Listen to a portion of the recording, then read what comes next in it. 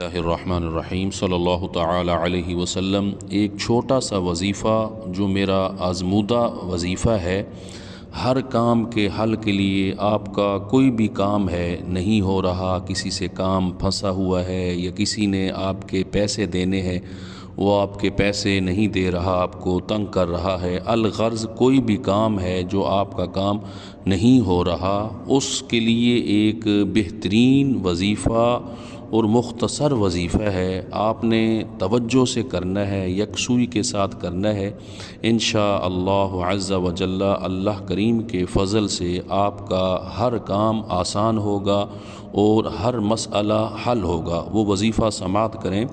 وظیفہ یہ ہے کہ آپ نے عصر کی نماز کے بعد روزانہ یا اللہ یا رحمان یا رحیم، یہ تین اللہ کریم کے اسماء ہیں، 3 مرتبہ آپ یہ پڑھیں گے، یعنی تینوں یہ اسماء ایک مرتبہ پڑھیں گے تو یہ 1 مرتبہ ہو جائے گا، یعنی یا اللہ یا رحمان یا رحیم یہ 1 مرتبہ ہو جائے گا۔